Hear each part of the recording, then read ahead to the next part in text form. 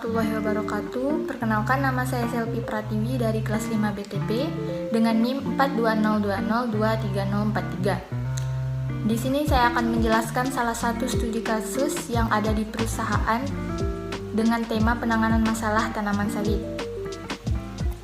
Contoh kasusnya yaitu masalah yang terjadi pada daun pupus yang belum membuka atau daun muda yang sudah membuka. Gejala awalnya seperti timbul bintik kecil berwarna kuning pada tepi daun dan tembus cahaya yang dapat dilihat di kedua permukaan daun.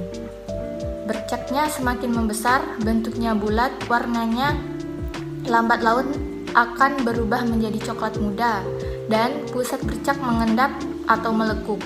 Setelah itu, warna bercak berubah menjadi coklat tua dan dikelilingi oleh holojinggak kekuningan.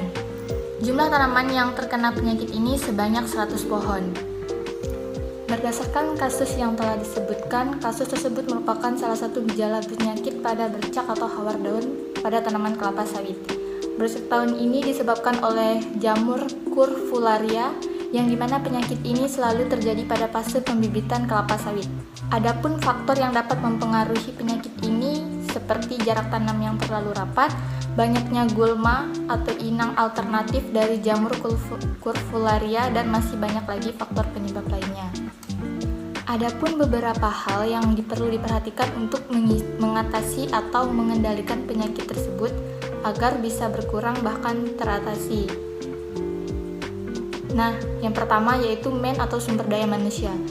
Berapa sih jumlah karyawan yang diperlukan untuk mengatasi 100 pohon kelapa sawit yang terkena penyakit Curvularia ini? Untuk jumlah karyawan yang diperlukan sekitar 6 orang, karena 100 pohon ini menurut saya bukanlah jangkauan yang begitu luas sehingga membutuhkan orang yang banyak dalam proses pengendaliannya. Teknik pendalian yang dipakai pun tidak banyak sehingga tidak memakai banyak orang. Yang kedua yaitu pengalaman kerja. Pengalaman kerjanya minimal 1 kali atau selama 6 bulan atau 12 bulan. Orang yang tidak memiliki pengalaman kerja akan susah beradaptasi dengan hal baru yang akan dihadapinya. Bisa saja dia akan bingung jika sudah berhadapan langsung di lokasi. Maka dari itu perlunya pengalaman, walaupun bukan pernah bekerja di sebuah perusahaan, setidaknya ia pernah bekerja di kebunnya sendiri atau kebun biasa milik orang lain. Selanjutnya yaitu latar belakang pendidikan. Latar belakang pendidikan untuk mengatasi penyakit ini minimal lulusan SMK pertanian, karena setidaknya orang tersebut harus memiliki ilmu dan pernah bekerja di sebuah perusahaan, atau mungkin menurut beberapa orang tidak perlu sekolah untuk bekerja di bidang pertanian. Namun menurut saya nyatanya ilmu pertanian itu sangat luas dan tidak sembarangan untuk melakukan sebuah pekerjaan tersebut. Untuk pembagian kerjanya dibutuhkan sekitar 6 orang karyawan dalam mengendali penyakit ini, di mana dalam penyemprotan fungisida cukup dilakukan 1 orang saja, sedangkan untuk pengendalian gulma dan pemangkasan daun yang terserang Curvularia ini dibutuhkan sekitar 3 orang, serta pada pemberian pupuk dibutuhkan 2 orang. Karena setiap satu perlakuan, pengendalian dilakukan oleh orang-orang yang berbeda, sehingga pekerjaan tersebut tidak memakan waktu yang lama dan penyakit pun segera teratasi dan tidak menyebar ke tanaman yang lain. Selanjutnya, mesin atau peralatan yang diperlukan. Untuk jenis peralatan yang digunakan dalam kasus ini yaitu seperti ember, parang, timbangan, literan, cangkul, dan sprayer. Peralatan tersebut dibutuhkan dalam proses pengendalian Curvularia. Selain mudah dijangkau, peralatan ini juga terbilang tidak mahal. Jadi tidak akan membutuhkan biaya yang besar untuk mengendalikan penyakit ini. Berapa jumlah peralatan tersebut yang akan dibutuhkan pada pengendalian penyakit ini? Untuk ember di sini memakai sebanyak 1 buah, parang 2 buah, timbangan 2, literan 2, gunting 3, cangkul 2, dan sprayer 2. Jumlah peralatan yang dipakai tidak perlu banyak, sesuai dengan kebutuhan saja. Untuk 100 pohon yang terserang Curvularia dengan jumlah peralatan yang ada, itu sudah cukup membantu dalam proses pengendaliannya. Selanjutnya yaitu apakah karyawan dapat mengoperasikan peralatan tersebut. Setiap karyawan harus bisa mengoperasikan alat-alat tersebut. Jika ada yang tidak bisa, diharuskan untuk belajar agar bisa. Karena sebagai seorang karyawan, meskipun tidak terlalu mahir dalam pekerjaannya, setidaknya ia tahu mengoperasikan alat tersebut. Dan mungkin alat-alat yang dipakai di sini juga sudah tidak asing lagi bagi mereka. Jadi tidak terlalu susah untuk dioperasikan. Selanjutnya yaitu ada material. Yang pertama jenis obat atau obat kimia pembasmi yang dipakai.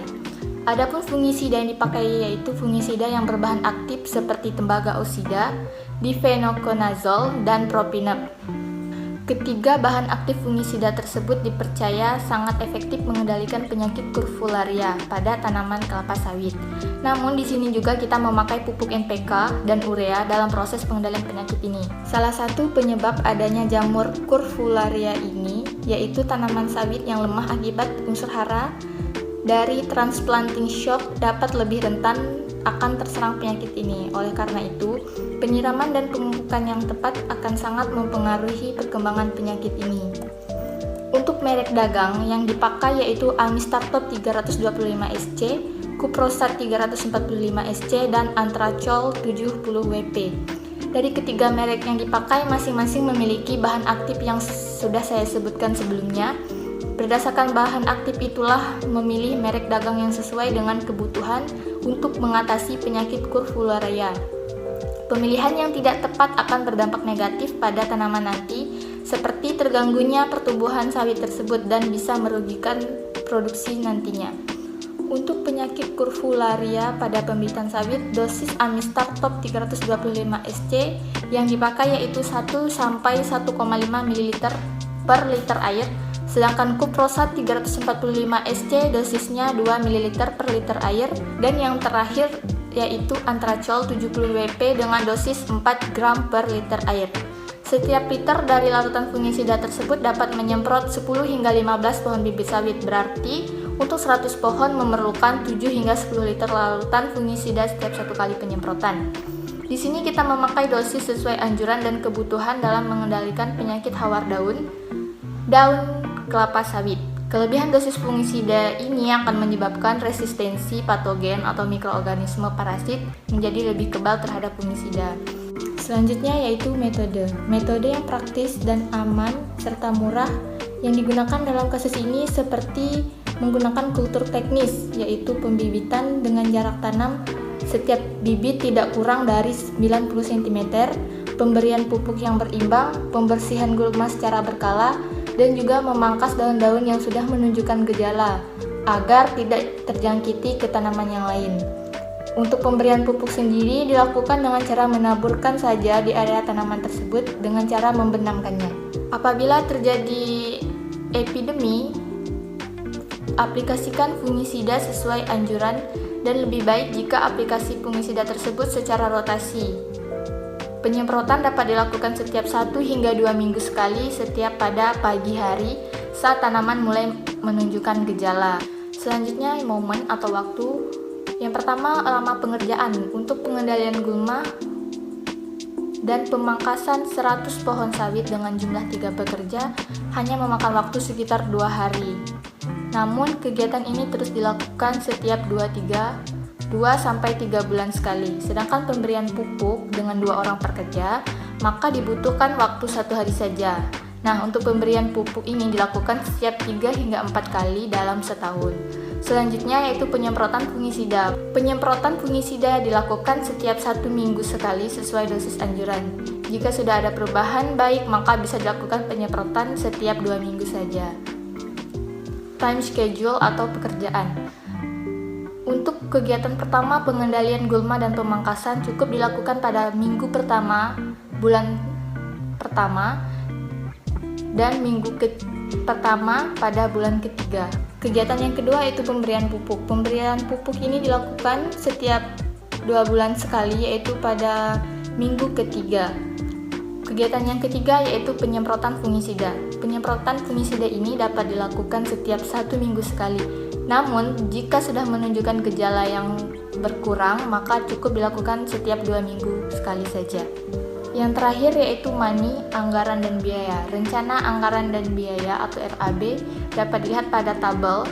Di sini untuk alat seperti ember, parang, timbangan, literan, gunting, cangkul, dan sprayer membutuhkan dana sebesar Rp1.615.500, dan untuk bahannya seperti pupuk NPK, urea, Amistar Top, Antracol, dan Kuprosat memerlukan dana sebesar Rp1.044.000.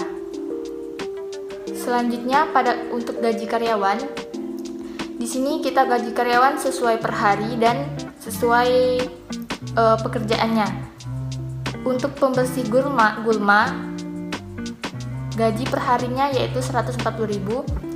Untuk karyawan pemupukan sawit gajinya Rp150.000, dan pembasmi penyakit atau penyemprot fungisida gajinya Rp145.000 per hari.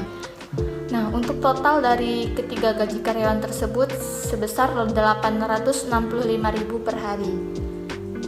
Untuk semua total dari alat, bahan, dan gaji karyawan berkisar sekitar Rp3.524.500. Sekian presentasi dari saya ucapkan terima kasih. Wassalamualaikum warahmatullahi wabarakatuh.